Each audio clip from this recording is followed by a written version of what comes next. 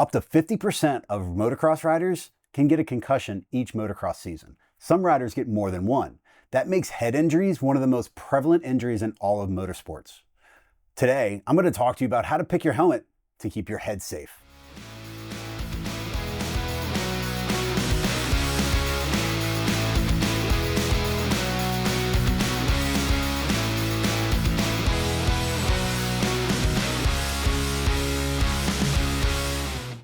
What's up, everybody? This is Ardan Ballard here, physician assistant, athletic trainer, and your motocross medical guru. Today, talking to you about helmets. You can see before me, I have a ton of helmets here. And when it comes to selecting what's protecting your noggin the best, we're going to talk about a few key factors, some you might not know about. The first thing we're going to talk about with all of these helmets, they're designed with one primary focus in mind, and that's to protect your noggin from big impacts coming into the ground.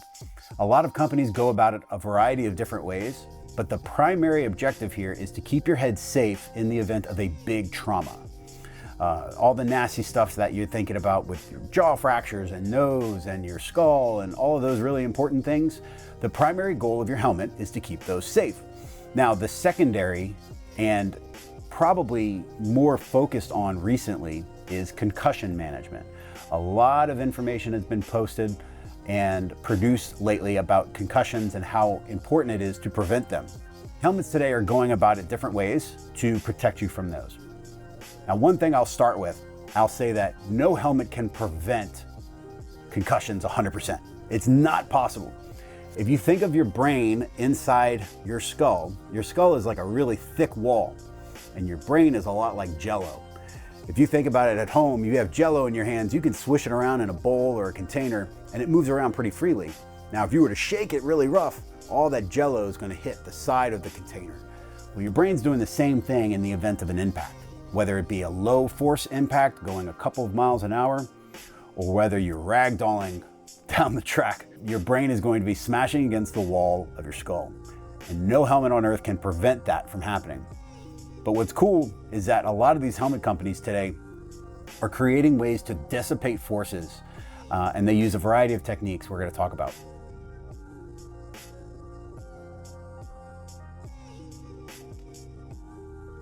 I love this Bell helmet. This is the spherical Moto 10 helmet, carbon fiber. What's really cool about this is the nature in which they try to make the helmet shape.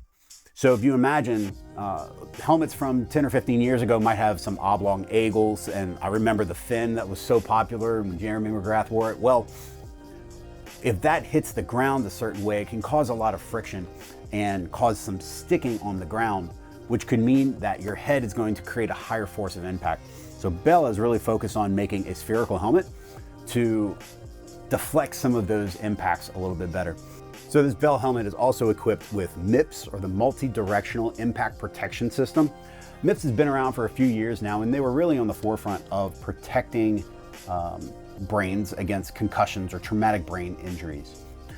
The system is designed to help suspend the skull inside of the helmet so that when there is some sort of blow to the head, it softens the blow. It's really great technology. If you're choosing between two helmets at the same price point, one has MIPS and one does not, I would certainly pick the one with the MIPS technology, as it's going to protect your head a little bit better. Now, just because a helmet doesn't have an incredibly high price tag doesn't mean it's improper quality or it's not going to protect you well. This helmet here from Fly Racing is in the budget category. Let's call it $150, give or take. This helmet still has several certifications, mainly by the DOT, the Department of Transportation certification. One thing I would tell you to do when you're picking out a helmet, do your research on what type of certifications each helmet has. When I was making this video, the first thing I did was got on MotoSport.com and found a gearhead to talk to.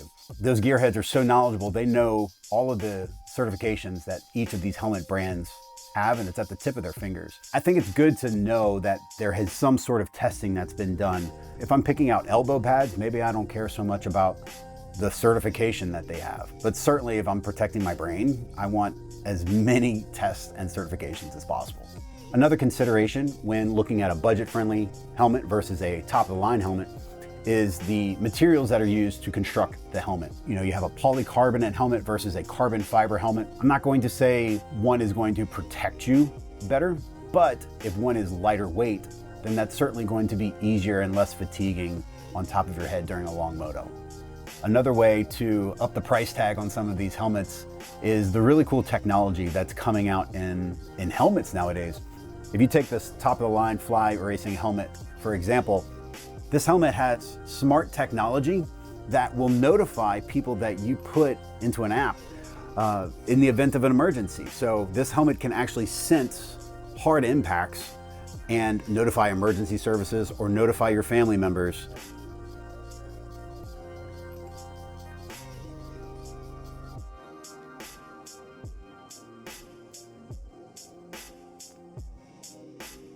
As a medical professional that has worked at the top of the sport, one thing that I really appreciate when I'm assessing a patient is this right here, magnetic cheek pads. So if you imagine if a rider is down and I have to assess their head or their neck, the old cheek straps that are stuck in, that are via a button or whatnot, can be really daunting to get off and downright dangerous, in fact. So Bell has really come up with a phenomenal idea, and they've had these for several years now, where these cheek pads just come off via magnets. So if I'm evaluating a patient that's down like this, I can actually slide my hand in without moving their neck and then take their cheek pads off. That'll give me ample room to support the patient's neck and head. That's a phenomenal invention as far as I'm concerned when it comes to helmet technology. So if you're like me, probably have a lot of kids running around that ride, and you might also be into multiple sports. So you might have a lot of helmets riding around in the garage. I want you to look at these 3 helmets, and I want to know if you can tell the difference and tell me which one is not rated for motorcycles. This is actually a mountain bike helmet. So the reason I point this out is because if you're like me and you don't pack your bag the night before you go riding, don't grab the wrong helmet. Make sure that your helmet is appropriately suited for the demands that a motocross athlete needs. I would never want to be on a motocross bike with a mountain bike helmet in the event something happens. Human beings get rid of their heat off the tops of their heads. So if your helmet doesn't ventilate very well, you're gonna ride hotter. So these 2 helmets right here from Fox Racing and Fly Racing ventilate extremely well. The more airflow you can get, the cooler your head, the longer your ride. There are a lot of choices when it comes to picking out a good helmet. The most important thing to remember, how does your helmet fit your head? I want to make sure that when my athletes are riding, I can slightly move it up and down, but I can't move that helmet left and right. Allow me to demonstrate. So my lovely cameraman has decided to be my model for this, okay? So he has an Alpine Stars SM5 helmet on. If you could see here, his face isn't really moving as I go up and down. That's what I want. From side to side, the helmet is not shifting. Everything's moving in unison and together, so there's no slippage. I'm gonna put a big helmet on and show you what that looks like, what we don't wanna see. So this is the Fly Formula S Carbon on my lovely cameraman here, and as you can tell, that ain't doing anything. This is not a good size helmet for him. Conversely, we can also do something too small, but frankly, it's just gonna be too painful. If a helmet is extremely painful to put on and to keep on, then it's way too small. You can also notice by the cheek pads here, if they start to ride up the face, then your helmet's too small. Last but not least, when to replace your helmet. So a good rule of thumb is if you notice any type of cracking or tearing inside the shell of the helmet, it's time to replace it. In addition, any big crashes, it's going to be time to replace your helmet. Now, everybody has a different definition of big crash, right? If the crash is hard enough to disfigure any part of the shell on the outside or break your visor off, then it's probably time to replace your helmet. No, that's not a hard and fast rule. My point is that if there's damage to the helmet that you can visibly see, then it's definitely time to replace it. I don't care the price tag of the helmet, it needs to go. So we've talked about ventilation and fit. We've talked about traumatic injuries and concussions. There's a lot of decisions that need to be made when you're picking out a helmet. The most important thing, in my opinion, as a medical professional, is how the helmet fits you. We want to make sure that it fits appropriately. MotoSport.com has you covered.